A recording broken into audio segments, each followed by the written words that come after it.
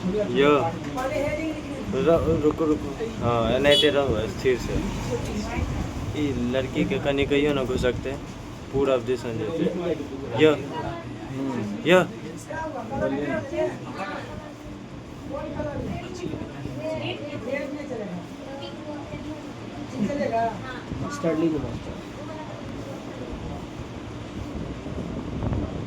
हाथ हटाओ ना यो, हाथ हटाओ ना।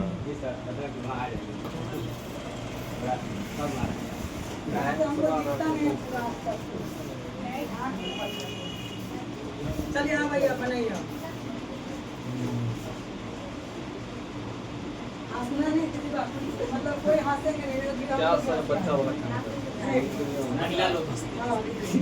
चलिए देखिए आप लोग, आज का टॉपिक होगा क्या, आयत। आयत को इंग्लिश में क्या कहते हैं, रेक्टेंगल कहते हैं। सबसे पहले हम आयत का फिगर ड्रॉ करते हैं। देखिए आयत का फिगर ड्रॉ किए, ये हो गया आयत। और इसका नामकरण कर देते हैं। यहाँ पे ए लिखते हैं, यहाँ पे क्या लिखते हैं, बी लिखते हैं, यहाँ पे सी लिखते हैं और यहाँ पे डी लिखते हैं। इस आयत का नाम दे देते हैं ए बी सी डी। एक क्या है, आयत है। एक क्या है, आयत है, जिसमें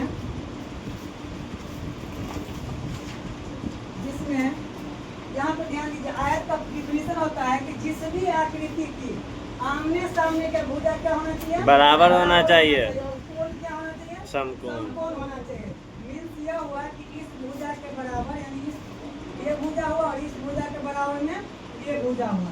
यहाँ पे हम लिख सकते हैं कि ए बी बराबर सी डी और ए सी बराबर बी डी। ये हो गया ए बी और सी डी। यहाँ पे लंबाई हो गया, यहाँ पे क्या हो गया, लंबाई। और यहाँ पे ए सी और बी डी क्या हो गया, चौड़ाई हो गया। अब इसमें हम विकर्ण का बात करते हैं। तो विकर्ण क्या होता है, तो विकर्ण यहाँ पे हो जाएगा इस आकृति में, यहाँ से लेके और यहाँ तक एक पहला विकर्ण हो गया, और यहाँ से लेके यहाँ तक ये दूसरा विकर्ण हो गया। अगर क्वेश्चन पूछे कि एक विकर्ण कितना हो सकती है, तो 2 विकर्ण हो सकती है। यहाँ पे विकर्ण का नाम अगर बात करेंगे तो सबसे पहले ए डी बराबर हो जाएगा सी डी का। यहाँ पे विकर्ण हो गया, ए डी बराबर क्या हो जाएगा, बी सी का हो जाएगा। तो सबसे पहले यहाँ पे हम क्या देखें कि आयत का परिभाषा देखें। आयत का परिभाषा होता है कि जिस भी आकृति की आमने सामने के भुजा बराबर हो और कोण समकोण हो, उसको क्या कहते हैं, आयत कहते हैं। अब आते हैं कुछ आयत का महत्वपूर्ण फार्मूला पे। यहाँ का पहला फार्मूला होता है आयत में कि आयत का क्षेत्रफल बराबर लंबाई गुने चौड़ाई। क्षेत्रफल बराबर होता है क्या चीज, लंबाई गुने चौड़ाई होता है। आयत का क्षेत्रफल क्या होता है, लंबाई गुने चौड़ाई होता है। दूसरा फार्मूला होता है इसमें कि आयत का परिमाप बराबर, आयत 2 इंटू लंबाई प्लस चौड़ाई। परिमाप बराबर होता है 2 इंटू लंबाई प्लस चौड़ाई। आयत का परिमाप बराबर क्या होता है, 2 इंटू लंबाई प्लस चौड़ाई।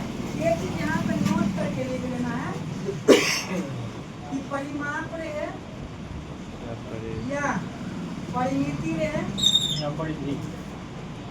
या चारों भुजा का योग है, चारों भुजा का योग सेम ना हुआ। कभी कभी क्वेश्चन में क्या कहेगा, परिमाप या परिमिति नहीं देखे चारों भुजा का योग ज्ञात करना होगा, इसका मतलब ही परिमाप ही होता है। अब एक और लास्ट फार्मूला इसमें रह गया, आयत का विकर्ण बराबर। आयत का विकर्ण बराबर फार्मूला होता है रूट अंडर लंबाई का स्क्वायर ये होता है। एक बार पुनः से रिवाइज करिए। तो सबसे पहले यहाँ पे आयत का नाम क्या हुआ कि ए बी सी डी। यहाँ पे एक आयत हुआ जिसमें ए बी बराबर सी डी, यानी ए बी भुजा बराबर क्या है, सी डी भुजा, और विकर्ण ए डी बराबर क्या है, बी सी।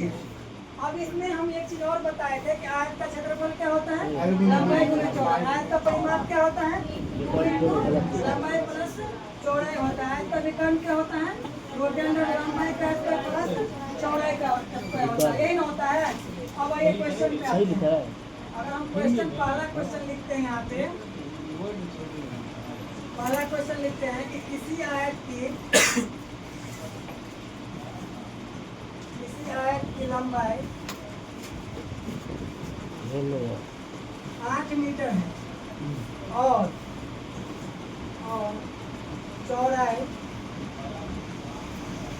4 मीटर है, तो उस आयत का परिमाप और क्षेत्रफल क्या होगा? परिमाप और क्षेत्रफल क्या होगा? बोलना नहीं है लेकिन वीडियो बन रहा है। कुछ देर पहले हम लिखाए हैं कि आयत का क्षेत्रफल क्या होता है? आयत का क्षेत्रफल क्या होता है? लंबाई गुने चौड़ाई। आयत का क्षेत्रफल क्या होता है? लंबाई गुने चौड़ाई। यहाँ पे देखिए, यहाँ पे लंबाई कितना है? 8 मीटर है। चौड़ाई कितना है? 4 मीटर है। तो यहाँ लंबाई की जगह हम 8 मीटर लिख दें, चौड़ाई की जगह क्या लिखे? 4 मीटर लिख दें। तो सबसे पहले 32 मीटर 8 को 4 से गुना करेंगे तो कितना होगा? 32 मीटर स्क्वायर। 32। यहाँ पे मीटर को गुना करेंगे तो यहाँ पे क्या होगा? Square, metre square. स्क्वायर होगा।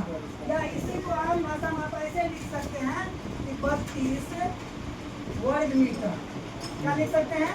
32 वर्ग मीटर। कभी कभी मीटर स्क्वायर लिख के वर्ग मीटर भी लिख देता है, तो दोनों एक ही हुआ, वर्ग मीटर है चाहे मीटर स्क्वायर है।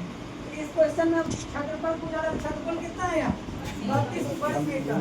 दूसरा पूछा था आपका परिमाप क्या होगा, तो परिमाप बराबर फॉर्मूला क्या होता है?